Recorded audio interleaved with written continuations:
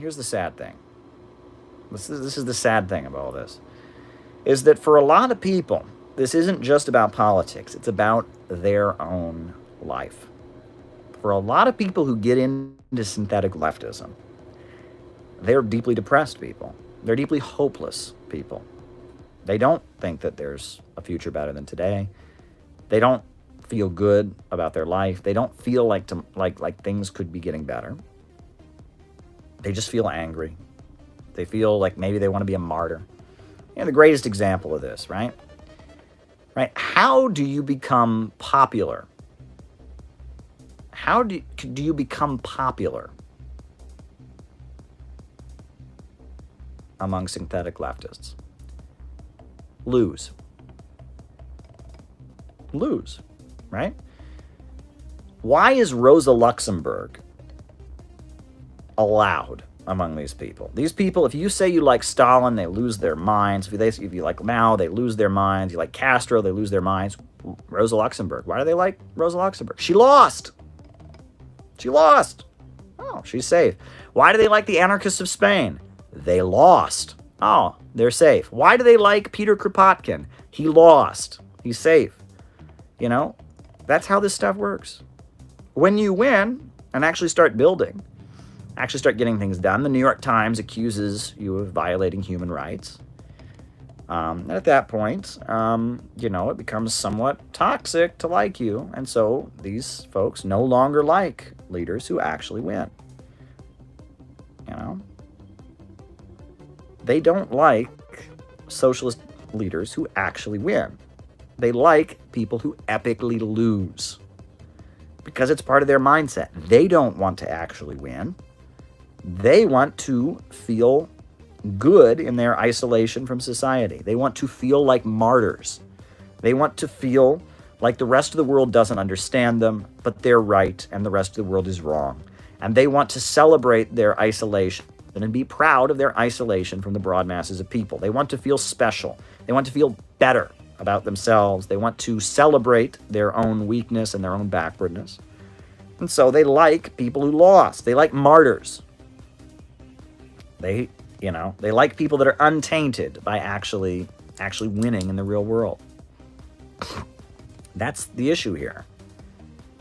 And if you're in a group like that, if you're among the synthetic left, you begin to think that way. You know, folks, I, Caleb Maupin, give you permission to have success. These are hard economic times. So many people are suffering.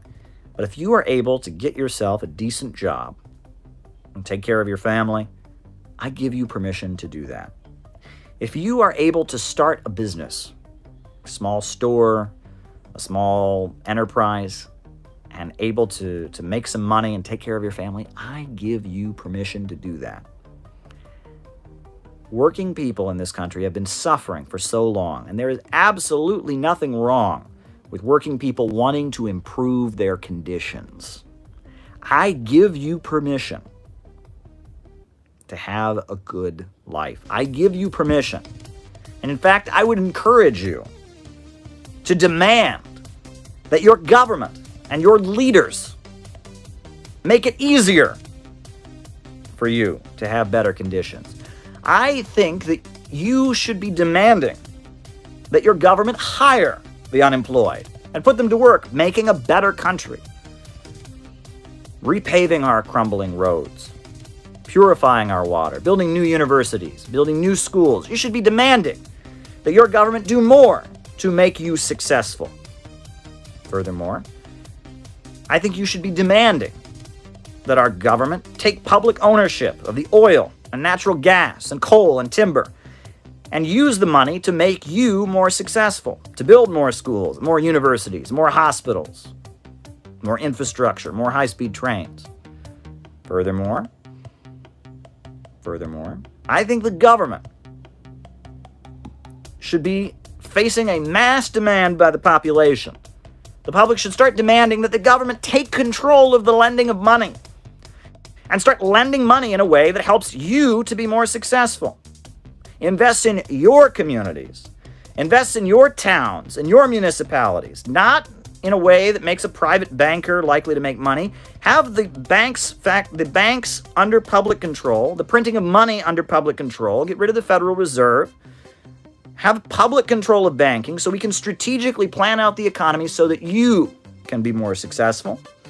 Furthermore, I feel like in order to ensure that you are more successful, I think the government should guarantee you the right to housing, the right to health care, the right to education, so that you don't have to worry about these things. Hear, hear, says Heavy Dukes. Yes, you shouldn't have to live in fear of losing your health care if you lose your job. You shouldn't have to live in fear of losing your home. You should be able to unleash your creativity, not terrified of living in poverty. I want you to be successful. I want you to unleash your human potential. That is the goal of socialism.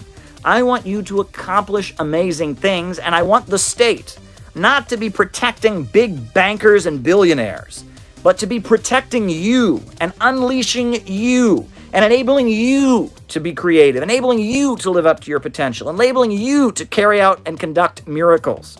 The government should be finding the Einsteins and the Mozarts among our youth and empowering them, not sending them to shitty, falling down schools.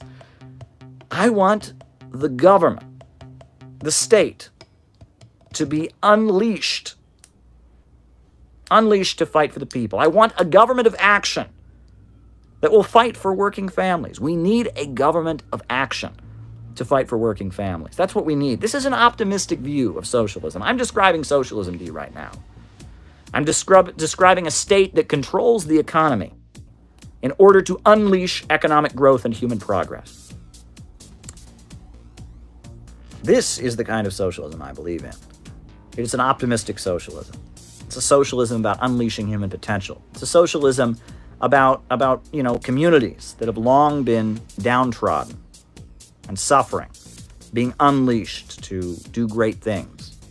It's a socialism about fighting racism, fighting sexism, fighting bigotry of all kinds. That's what it is. That's what socialism is about.